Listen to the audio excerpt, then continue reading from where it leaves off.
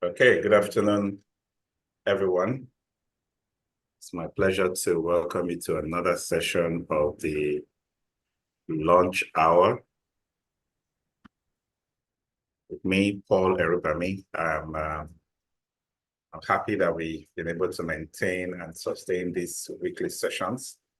And so far, we've been able to cover essential workplace skills, soft skills, leadership skills, management skills.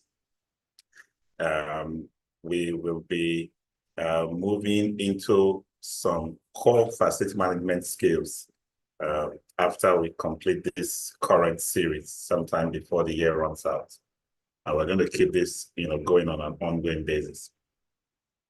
We're also hoping that with time, we will start an engagement session where we'll do a weekly session of discussion that will involve industry leaders and also involve FM practitioners like yourself, sharing your thoughts, asking questions, having a dialogue that we're going to put as additional content to help equip us for the challenges ahead in our profession. I would like to announce that the bonanza we're running for the FM Mastercraft Diploma, the August batch 22, that's starting on August 19th, will be wrapping up on the 31st of July, which is just barely a week from today, which means you have just 1 week left to save 100,000 Naira on the virtual class fee and 150,000 Naira on the physical class fee. Our offers of installment payment for up to 6 months are still available. Our offers of 50% scholarship for groups of 10 or more organizations, wanting to bring the entire team for training. We have very, very, very good offers, 50% or more. You can bring that significantly lower. If you belong to an association, professional groups in the built environment, whether it's architecture, quantity survey, land survey, building, engineering of all types, and you are thinking of expanding your knowledge and capacity in facility management, property management, and you want a certification to go with this as a group, come, let's talk about some massive discount. To be honest, once we have the right numbers for any live number of people, the price of a training can go down to as much as 10 or 20% of the list price. So let's not be afraid to speak up, organize ourselves, rally ourselves for the kind of impact we can make with this. We're changing lives with this, we're changing careers, we're putting people on the paths, to career success, and we don't want you to be left behind. So those are the offers we have currently. So take the opportunity now and come forward. You can WhatsApp our official line, 080-220-20122,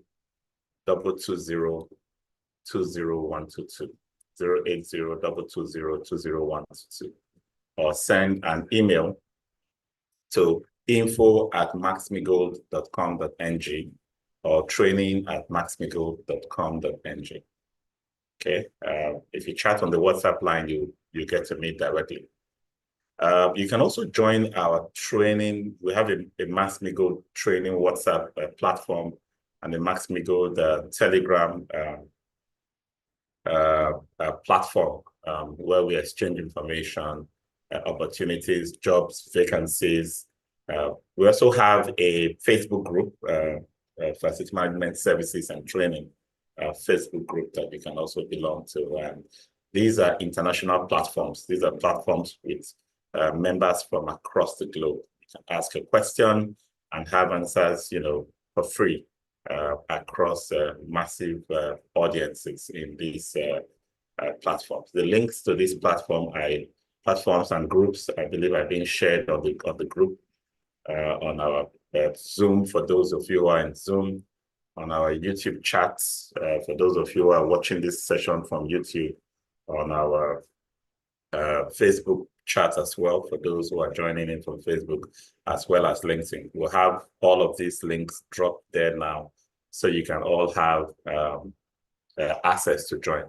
I personally moderate conversations in this group. So if you are in the groups and you ask a question, if the answers or response that you get from your colleagues in the group is not satisfactory, I'll definitely moderate and give you standard responses that will meet your needs, no matter what it is. And if you have opportunities in your organization, vacancies that you want to talk to us about, feel free to present them as well for us in the groups so that other people can take advantage of it. Okay, so you don't necessarily have to worry about paying for advert spaces to advertise job vacancies. But of course, if you want to sell other services, other products, and you want to reach out to the people on the groups, you need to contact an admin for that service as well. Okay, I am going straight into the respect in the workplace topic now.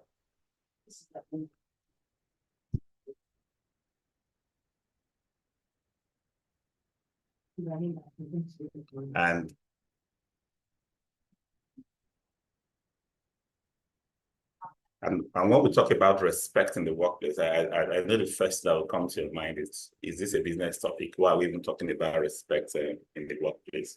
Everybody comes to work to do their jobs and leave. But the honest truth is, everybody comes to the office or any workplace to do their jobs. But their productivity, the kind of outputs each person can bring to help the organization succeed or excel depends on so many factors.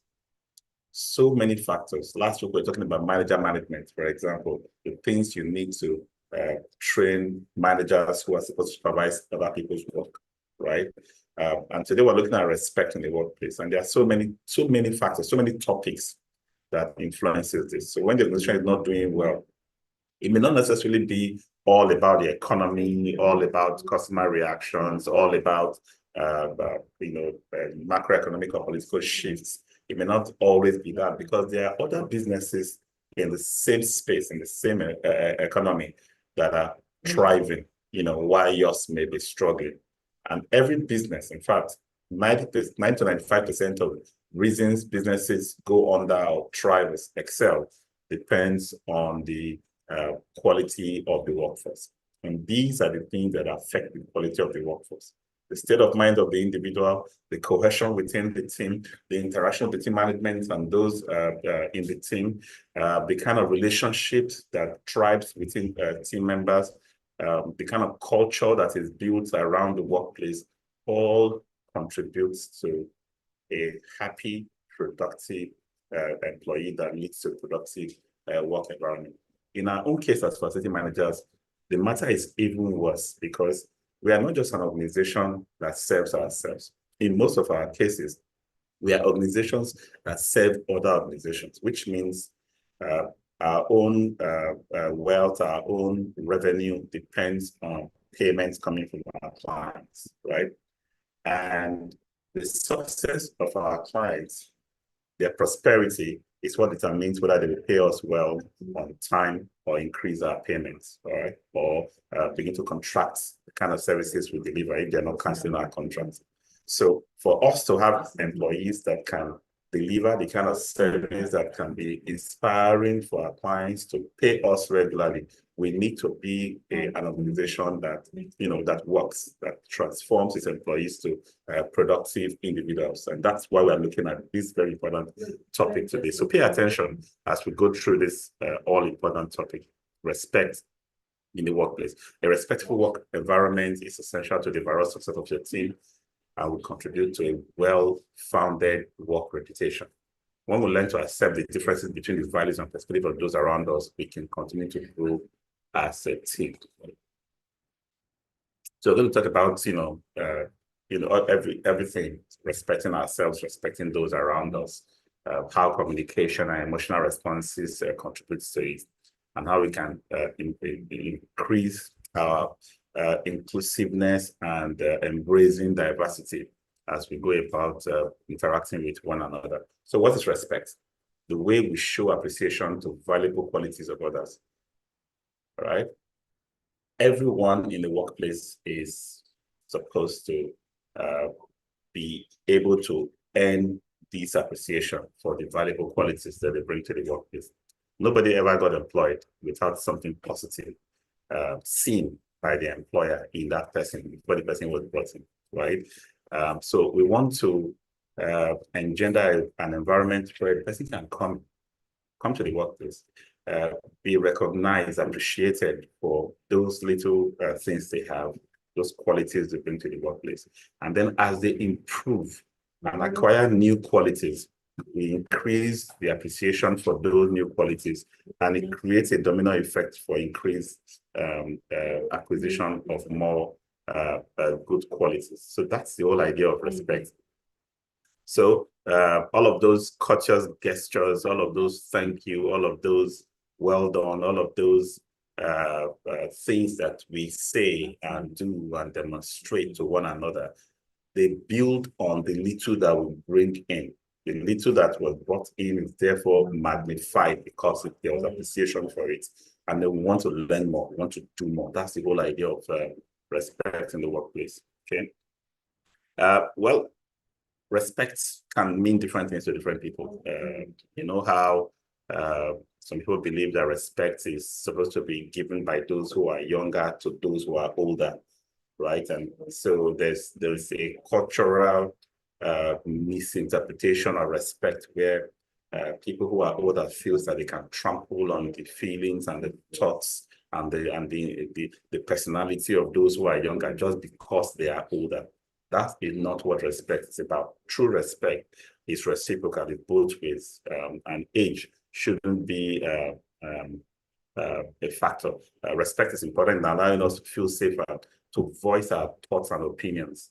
It helps us to build more self-esteem and more self-confidence in the teams that we manage, So it helps every staff, be able to talk freely, be able to offer help to one another. Respect entails that you respect people's time. So if I have an appointment with you by 9 o'clock, if I have a meeting to attend by 9 o'clock, I respect the fact that I'm not the only one.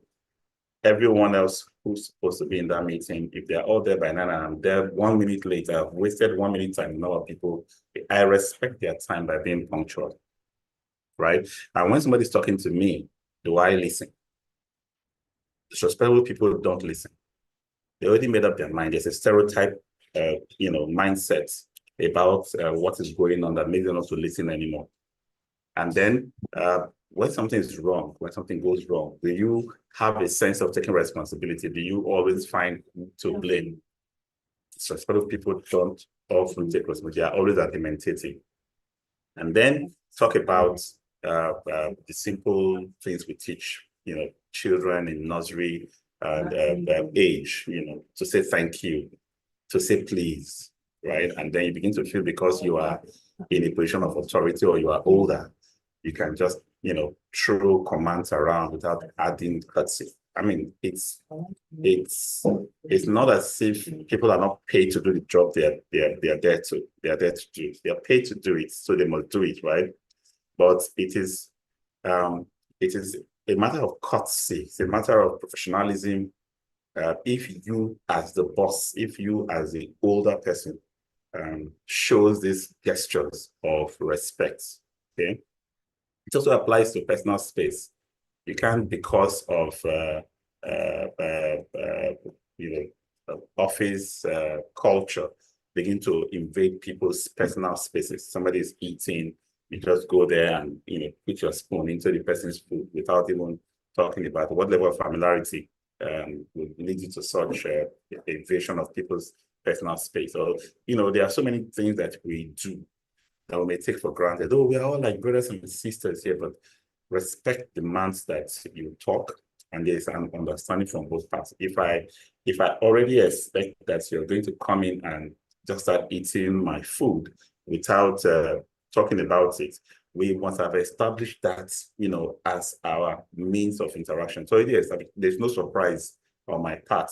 When I see you with your own spoon coming to put your hand in my food to start eating. But if I express any kind of shock and surprise, you have broken that rule of respect and invading my personal space. Okay, so that's where it starts from. Really, is that we should all have self-respect. Respect is reciprocal. We always say, but people who don't respect themselves don't have the capacity to respect others. That's the common. That's the main truth, right? So you should learn to practice self-respect.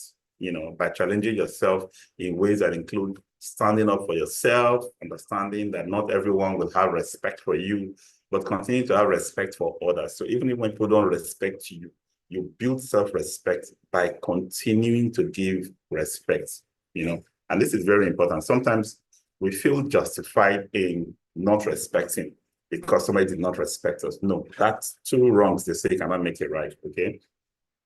In order to create a positive mindset that will contribute to the success of your work, you must, always have self-respect. Anything that is going to bring about negative, energy, you distance yourself from it. You carry yourself with some level of dignity, that makes people want to begin to respect you. Because sometimes there are some very lousy, casual behaviors that detract from professional standing. I'm not saying start carrying a gloomy face, start forming macho or some characters that presents you to be not approachable or not a people person. Self-respect simply means that you are not petty. You don't put yourself on the ground and growl and do things that, do not give you a sense of self-esteem. You can still be loving and liking to everybody and still give yourself self-respect. It is that forms the foundation of respecting for others. Okay, and so there are two aspects of respect. The old respect, that's the one that everybody must have. The fact that you have individuals. I expect that all human beings around me are old respect, right? But then there's the end respect, which comes out of status, out of excelling and a reward for high performance, right? So if you are the brightest and the best or the most senior, those ones, the additional respect that comes in from those ones, there are qualities that you interact with others that helps to give you additional respect. We call the end respect. But we must always respect the old respect of people. We must give everybody that sense of you are a human being, you have personal dignity that must be respected no matter what. Even when they make mistakes, sometimes we deal with shop floor workers who make some very silly mistakes, and we are almost tempted to say words that will completely, destroy their mental states because we want to punish them and we want to, I don't know how to put it, reprisal attacks because of somebody's misbehaviors or poor conduct. Disrespect is not a disciplinary action. It's not something that you can include in your disciplinary process. Even when you want to punish somebody who has done something bad or not done what he should have done, you will still do it with respect. I have fired people with respect severally. Sit down, talk about it, the reasons why you cannot continue working here, the number of times we've been over this and that. And I've had so many people tell me, oh, thank you so much. You have really tried for me, right? With full respect, with full concern and trust for each other, we call it quits. It's time for you to go. That's the highest punishment I can give to anybody. And I still do it with a smile on my face, with respect, with that, without trying to destroy the person's state of mind or trying to bring the person down in any way. No quarrel, nothing. You've crossed the line repeatedly. We've talked about it with respect all the time. We are now at a point where the ultimate punishment needs to be served, which means you have to be terminated. And I still can do it with respect. Okay? So showing respect for your workplace is just as important as showing respect to other employees in the workplace. your workplace, the company that employs you, the brand you represent, you can disrespect it. So it's not just about people. Yeah. Showing working professionally requires that you conduct yourself properly in the workplace. Some of the ways that you can show respect for your workplace includes taking responsibility and initiative for your work. You are responsible for arriving on time, performing the best of your abilities, ensuring that your team members stay within the work schedule, being supportive of other people in your work environment to ensure they all do their best. This is respect for your workplace. When you start having those mindset of, this is government work or this is company work, you put it in your shoulder, not put it in your head, you are disrespecting the workplace. And quite honestly, there is karma. People who disrespect their workplace, who treat their jobs like trash because they are not paid well, because they are being old, or because of some other reasons, they are trying to use countermeasures to hurt or bring down their organization. It always plays back in life. The period of unemployment is longer for such people. Inability to run businesses in their own lives is also higher. And retirement into poverty is guaranteed for such people because they have disrespected some kind of organization that provided support, provided employment, that gave them a brand and identity. They treated it with trash. It always comes back to haunt you. So no matter what the condition is, if the condition in a job no longer permits your respect for that organization, I would advise you to just resign, find something else to do, than to stay there and start disrespecting the work environment. Dressing appropriately is also very important. Follow dress code established in the work environment. For example, an office would say, oh, you can't put on jeans that is tattered or torn in any way. You cannot put on flip-flops. Your toes cannot be protruding. You have a certain dress code for Mondays and Wednesdays, and so on and so forth. Just follow those codes. And please, make sure your clothes are clean. It's not to show that, so you don't have money, therefore you come looking like a pauper, looking disrespectful. You are disrespecting the workplace by looking rash and tattered. And then what about remaining in good health and cleanliness? Some of us are so not unconcerned about our health. Because the office says if you are ill, take the day off or go and take medicine or use HMO to go and get treated. You just come in falling ill repeatedly because it doesn't look as if it's a burden on you to be ill repeatedly, right? Remaining in good health is a sign of respect for your workplace. Don't wear your body out. Do appropriate exercises. Do whatever it takes to keep you healthy as an individual. And then, of course, offices will have many people working in the office. You can't be polluting the environment in the office, whether it's with your scent or with your foul body odor or whatever kind of odors you bring in. Even if you didn't care for yourself in the first place, understand that this is an environment where others, are. And it's not a matter of, this is how I like to smell. No. People around you don't want you to smell that way, right? So if you respect the work environment, you do something about yourself. And then there are confidential information that you will come across, starting with something as simple as how much you are being paid. Sometimes we just see it in the letter, we sign that will be confidential, and the next minute, everybody knows what is supposed to be confidential.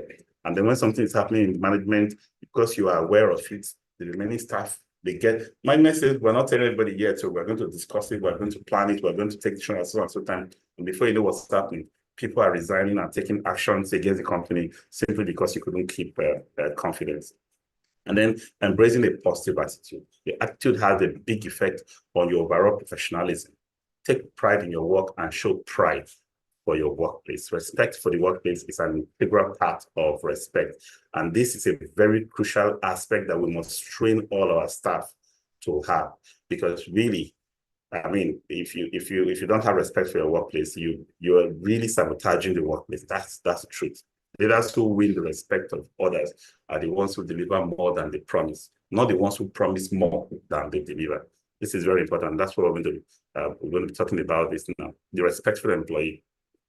There are certain skills that individuals should acquire throughout their learning years that can be advantageous to becoming an excellent, respectful employee, right? The workplace can be considered respectful, safe environment if employees who make up this company are not You can't say, if you have bad manners and say the place is respectful and safe. No.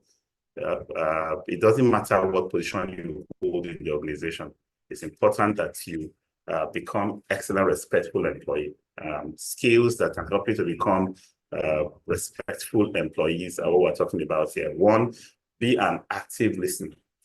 Learn to communicate well. Keeping things in your head or in your mind and not discussing with your colleagues when there is information to be shared is not a way to be respectful, right? Somebody talking to you and you are not listening, you're making up your mind and just moving on as if that person is talking trash, or when it's done, it should go, for example, is not respectful, right? Organizational time management skills, planning, scheduling, being proactive is all part of being respectful, right? Both to the organization and to the people that you work with. And then having leadership skills. You might have gaps in your leadership skills, your ability to influence others, to do things right, to move in the right direction, and to help achieve goals and objectives of the organization. You can build on all of these skills, working with people, achieving things, as a single team, being able to plan actions, being able to deliver results as a team, and share rewards and recognition as a team. Requires a lot of respect for one another. And it's important that we are honest with each other. Respect is not something you act or play. It's not a role play. It's something that becomes a part of you because you have begun to develop some of these skills. You are beginning to be motivated. There's a positive energy around you, and that begins to radiate to all those around you. And the workplace begins to feel that pulse, right? And then as you build these skills within yourself, you have self-respect within yourself, you begin to extend this respect to others. You are infecting them with your positive energy. They are also on their own receiving this energy, building their own self-respect and reciprocating respect to you. And that creates a web of self-respect within the organization, which we call mutual respect. Mutual respect also guarantees that aspect I talked about before, where we respect the organization that we work for. Okay, so how do you earn respect? We talked about old respect and earn respect. Focus on your surroundings. Be aware of, what's happening around you, people around you. Sometimes somebody is struggling with something, you observe it. If you are not observant, you cannot build self-respect. You cannot build respect. You cannot show respect, right? You don't belittle the efforts of other people's activities they put into it. You cannot belittle them, and you cannot trample on someone just because you can. You have more power, you have the position, you have whatever. No.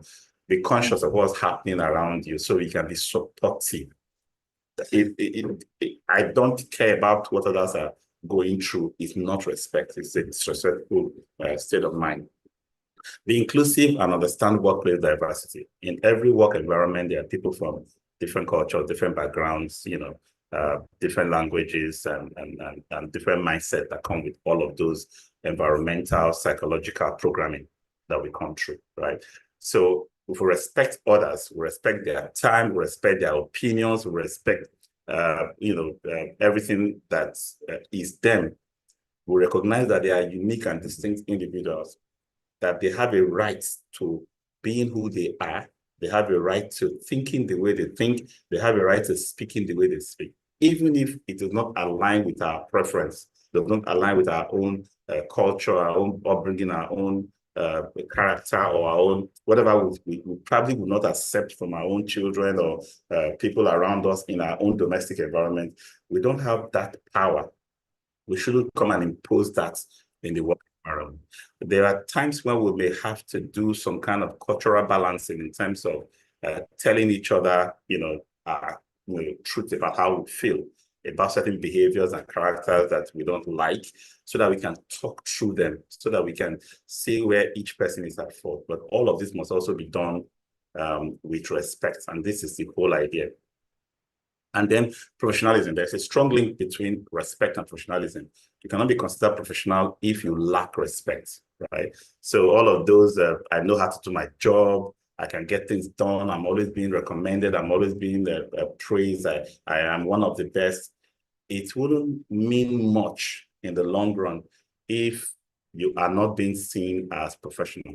You will be someone who is getting things done through shortcuts, shutting people out, for example. It plays against you eventually. You may have, short-term success, look good in the short term, but in the long term, everybody's opinion about you matters in your final evaluation of your success. Respect is often earned when you have achieved great accomplishments and have made important decisions for the organization, right? So we excel on the job because the organization recognizes us as having excelled. We've done something that makes a difference for the organization. Others in the organization will see us and say, yes, this person is someone I can look up to. He's really done well. He has achieved. He has become, someone that's gained recognition. I can learn from him. I can grow and be like him, maybe even surpass him. But if you are the disrespectful type who wears an air of arrogance, walking over people's head because of that success, within a very short time, it fades away, right? People no longer see you as a role model because nobody wants to copy a character, a behavior that is not liked, by others. Show respect to even to people who don't deserve it, not as a reflection of their character, but as a reflection of your own character. So how do you deal with situations where people are disrespectful around you? There's a normal temptation to issue disrespect in response to disrespect. Disrespectful behaviors are not part of our jobs and can lead to lower productivity, stress, and various long-term health issues. Now, so even when you have made every effort to be respectful in your own, what do you think happens that makes some people become disrespectful? Our background plays an immense role in shaping the way we interact with others. Some people have traumas. I mean, you may not understand the kind of background that each person comes with. So disrespect would be part of certain people's backgrounds. It's normal from their environments. It's typical. So it's not written on their forehead that they've gone through certain things that is making them the way they are. But programming has happened psychologically, culturally, socially, religiously, mentally. It has happened. The person is now who the person is because of a certain background, certain interactions and behaviors that from the person's upbringing. Okay, so that can be a reason why the person is being disrespectful. So always find some kind of excuse for people in the way they act towards you. Don't tap into it and ride on the negative energy and begin to bring attitudes and characters that you were not brought up with, for example. Okay, some people will tell you, oh no, give it back, or go and write a stinker back, go and do this. It's very easy to descend to the level of somebody who is being disrespectful. And then employment discrimination, unequal treatment of fellow employee or applicant based on personal attributes such as race, sex, age, disability, or sexual orientation. You hear things like, oh, no, women cannot do this kind of job. Let the men go and do that kind of job, and so on and so forth. All forms of discrimination are not acceptable in the work environment because they are disrespectful. I've seen women that you tell them, oh, let the guys do this because the guy's job, and they'll feel disrespected already because they've been discriminated against. Is it that that guy has more strength than me? Is it that he can stand more or walk more or do what? Why do you say it's not a woman's job? Okay, so and then sometimes it's religion. Somebody is got to pray 5 times a day, for example. And I say, this is work environment. You cannot go and take 15 minutes to pray 5 times a day because you'll be wasting the employer's time. That is discrimination, for example.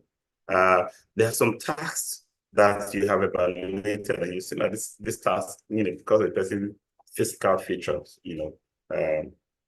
maybe height, for example, the person cannot really do this job, it's impossible. And you say, go and do it. You are discriminating against that person. You are challenging that person to do something that is impossible. And then unequal pay. We do the same job because you are male and this one is female, do the same job, and you say, no, the male gets more, the female doesn't get as much. It's also discrimination. And then when you have information removed, withheld, we say on a need to know basis. So we have a task, we are all doing the job, but we don't know the end from where we are, right? Somebody knows it and is giving information to people according to how he feels. That is discrimination. Sometimes people get pregnant as a woman, and all of a sudden the employer is looking for a reason to terminate the employment because that means so many months of not working, and in many cases, by law, you have to pay for those time. Discriminations happen everywhere. They are signs of disrespect that we must watch out for and take away from our work environment.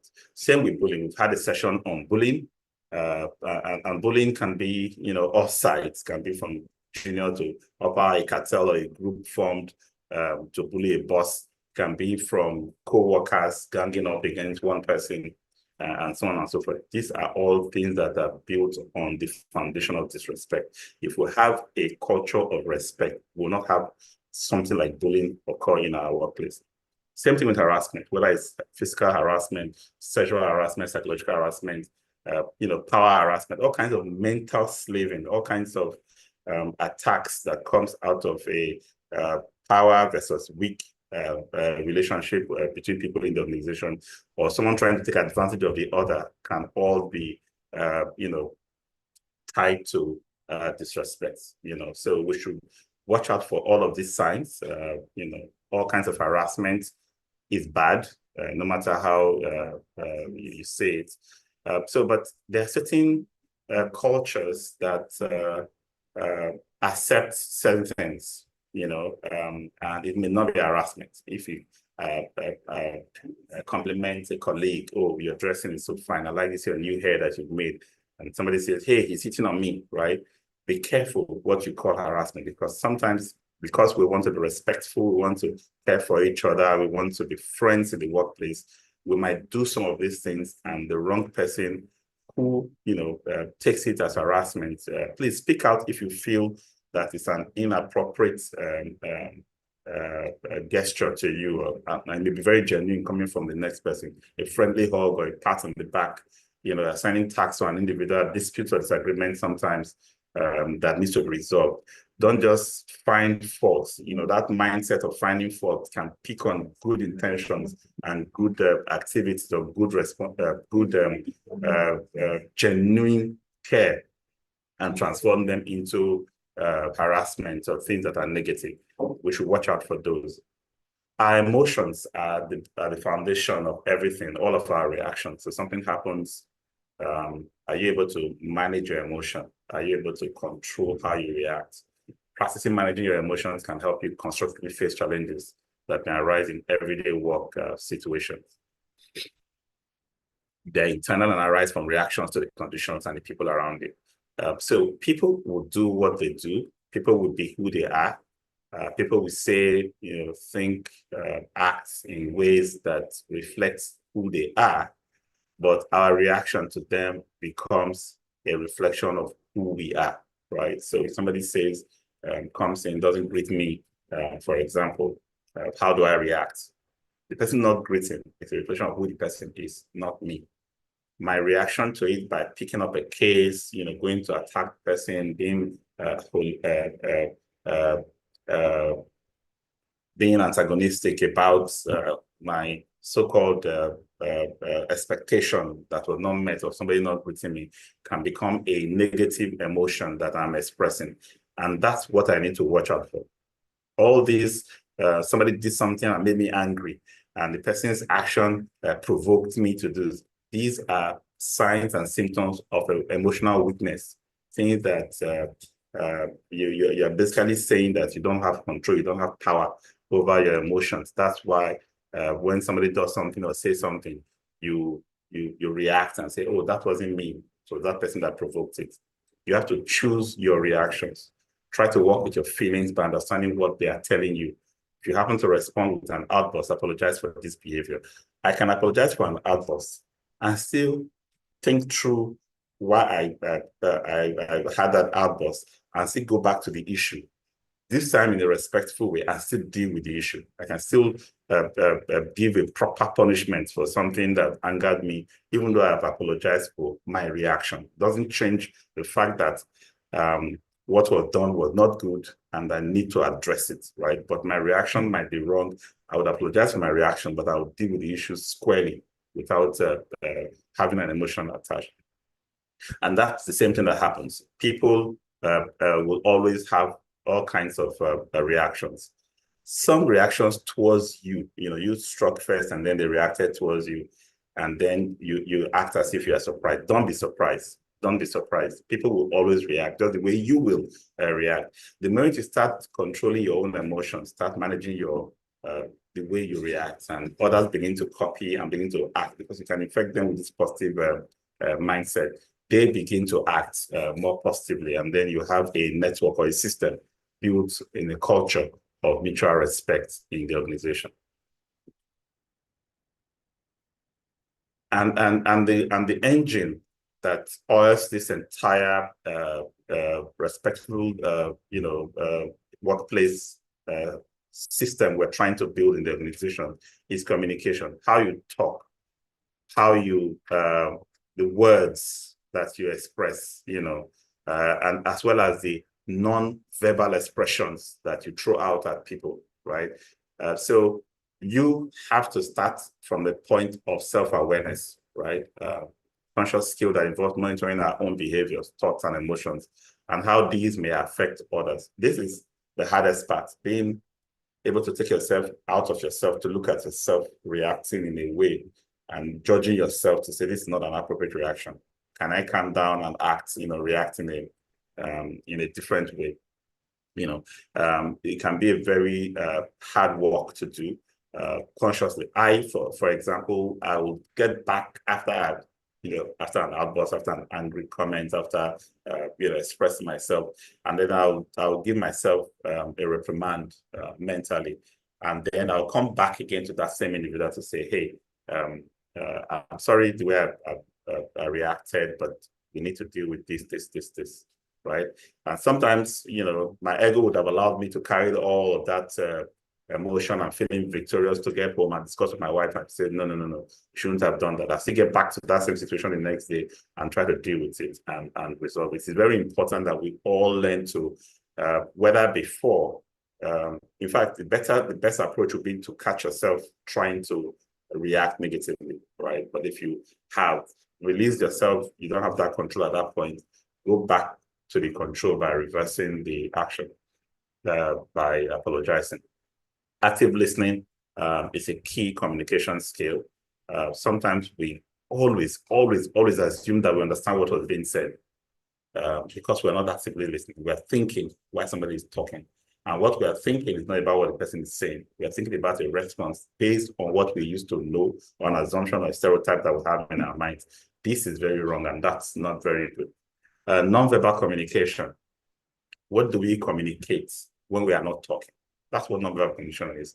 When you smile, having a calm face, having an approachable, relaxed posture, having eye contact when communicating with people are all very good nonverbal communication approach, right? We tend to be finer, more handsome, prettier if we smile. And sometimes it's not as if you're just going to plaster a fake smile on your face. Don't just carry a gloomy face. Some of us carry the thoughts of negative ideas or thoughts of negativism in our minds, and then we transport it into our face and we look gloomy, right? Now, in that mode, in that situation, every little thing can trigger a negative, harsh, irrational reaction at that time.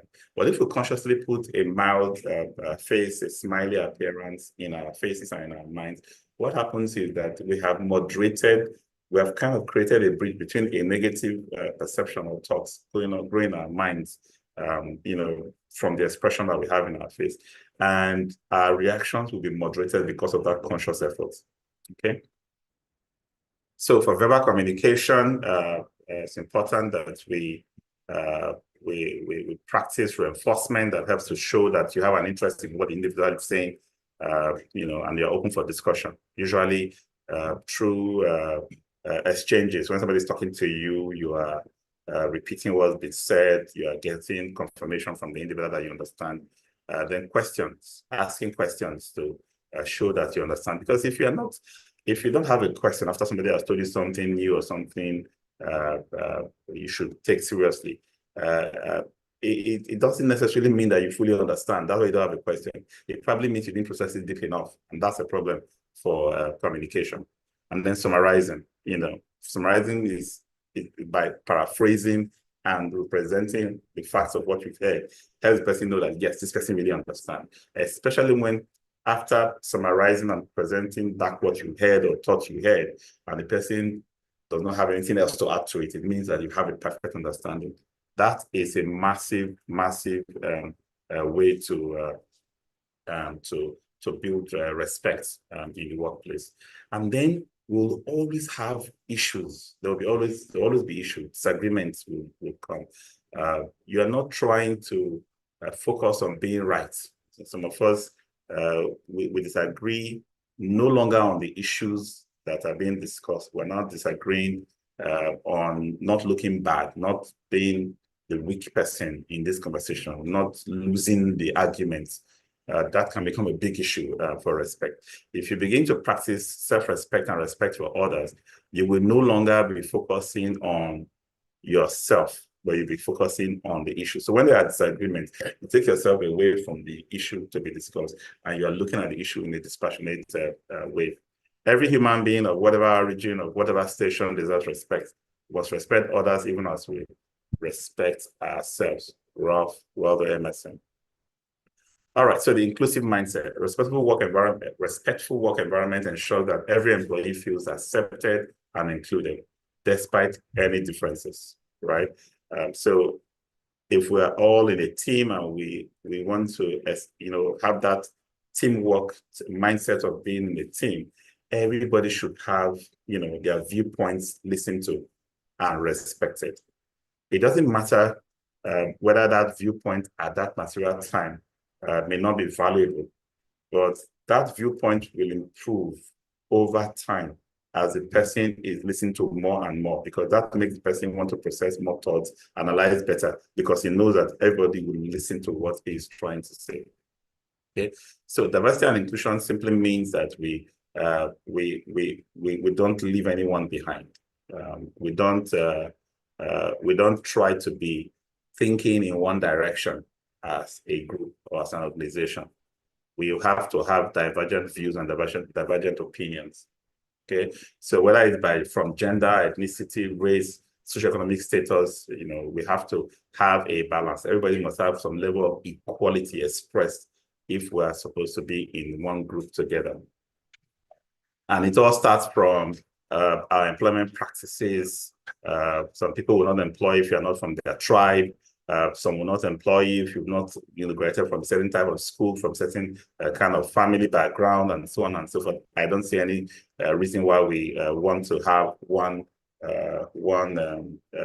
mindset, one kind of people all around us. It doesn't help us to be productive or excel. The words we use in a workplace matter. Okay, inclusive language ensures everyone is respected and valued.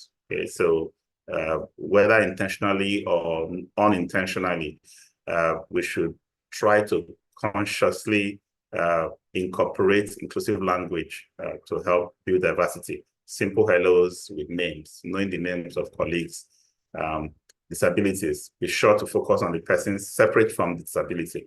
Someone is not the same as his weakness, right? If you focus on the individual and you're not turning him to his weakness, for example, someone who cannot achieve a certain thing does not become a failure because of that. That person is still a unique individual that you can still give praise for other things. And all of those things we talked about, sexism, cultural discrimination, or any form of discrimination, we need to watch out for them as well. And then when people work, it's good to give recognition. Employee recognition is a showing of gratitude towards an employee for their achievements and value to the business. I talked about this earlier on because it has a way of reinforcing that good behavior and making that person want to repeat that good behavior. And then picking on other skills to do things better in other areas, that brings success to the organization.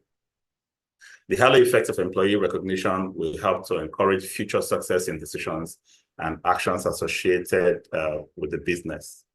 Okay, so when you recognize somebody's good behavior, the person will repeat that same good behavior, get better at it, pick up more good behavior because you recognize and appreciate. So that's what this halo effect is about. When giving recognition, be fair to everyone, be consistent, be meaningful. Let it not be something that you always define. A recognition should be meaningful to the individual, right? So if somebody, you have to have like options. What would you prefer as your recognition? You've done so well. I want to recognize you. How would you prefer? Would you like A or B or C? All right. And then let recognition also be frequent. Let people know as often as possible when they have done well. It reinforces behavior. It helps them to, do better at what they do well and correct the ills of the parts of the areas where they are not doing very well.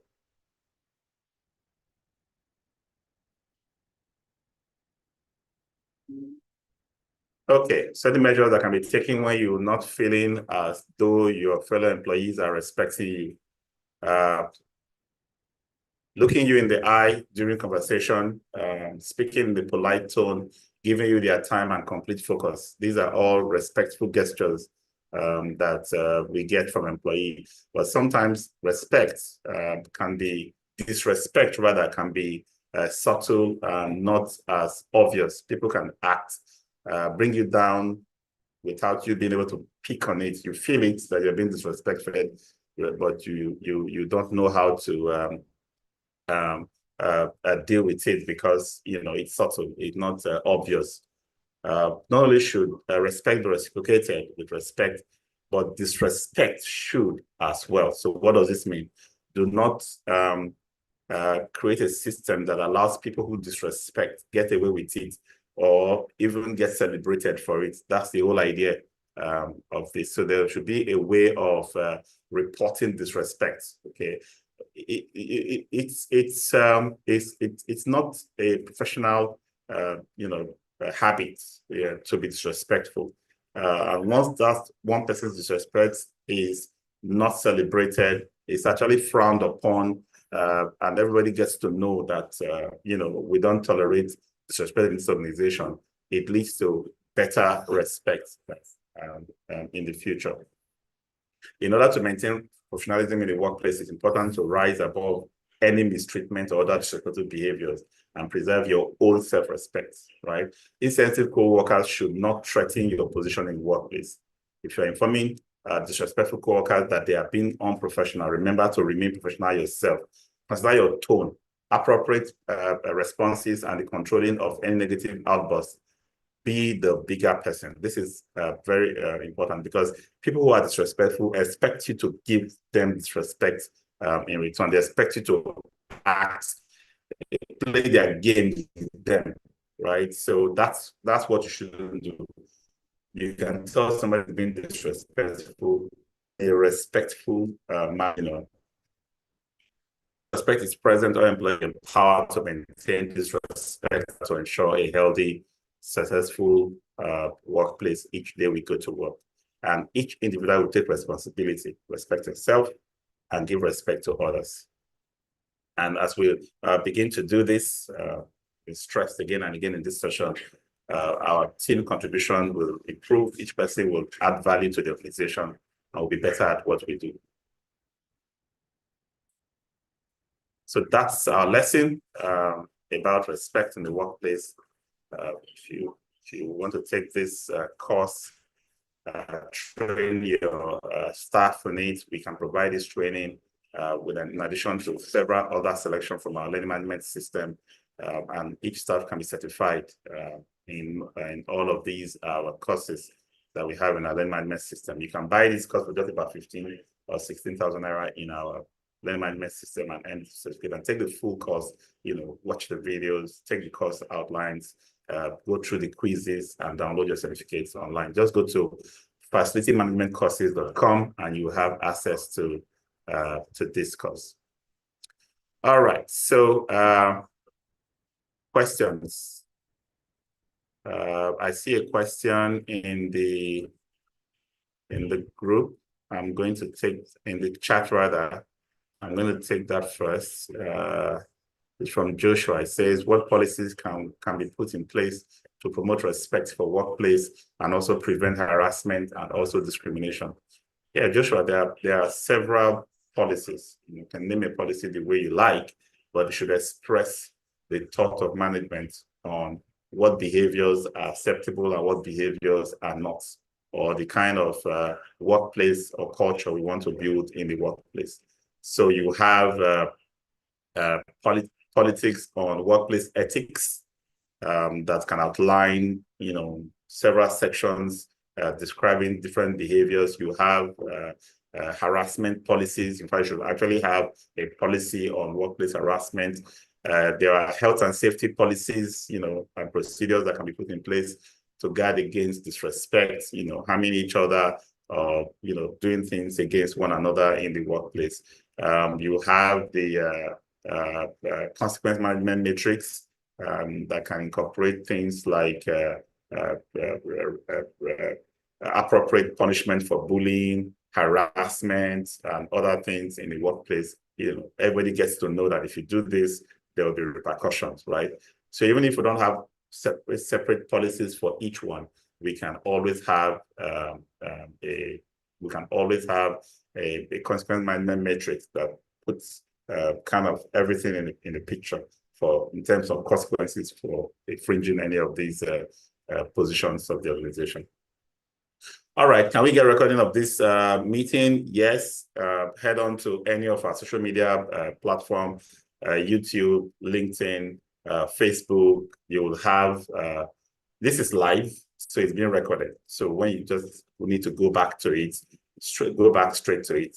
Max-Migold on any of our channels, and you'll be able to watch not just this one, but all the series of every Thursday that we have been taking as we go on. What do you do as a team lead after 2 to 3 warnings and 2 queries to a team member? That's where your consequence management comes in, Odejimi. You need to have a matrix, right? So that says, this is the kind of responses management we give for every attempt, to solve an issue. So if you do something once, maybe there's a query. If you do it a second time, there's a warning. That's what the consequence management matrix capture, right? So if you have it in place, don't just make sure everybody understands it, so that when it's time to take action, that is the consequence that is appropriate based on the offense and repetition number of times repeated, you will not miss words. You will enforce it the way it is. The worst part of policies or procedures in organization is having them in place and not implementing them, or implementing them selectively on certain staff and not on other staff, discriminatory. Or in many of our organizations, we don't even have such policies and procedures in place. So look for appropriate human resource templates for drawing up policies, and make sure all your employees understand it. Because that person who has infringed that disrespect 2-3 times probably thinks he can get away with 10 times, right? So wants to keep doing it until 10 times. But if your system says 3 times and that's the last strike, you're out, the person knows how far he can go, okay? All right, thank you. Good afternoon, sir. I'm so glad to be present to this lecture. So helpful and great topic. May the good Lord continue to enrich your knowledge and wisdom. My question is, what is the best solution for an employer who uses abusive words to communicate her employees in a corporate organization? Thank you. That's all that we are fighting against. In fact, that the whole idea of this, training, this session, is to make sure we can stop having such situations in the workplace. Not everybody got to become management because they know how to become management. That's what we were even talking about last week. We said managing managers, right?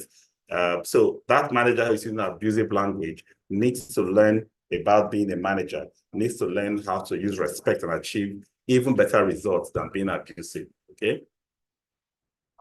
And then Joshua asked another question: how can these policies be communicated to employees after setup?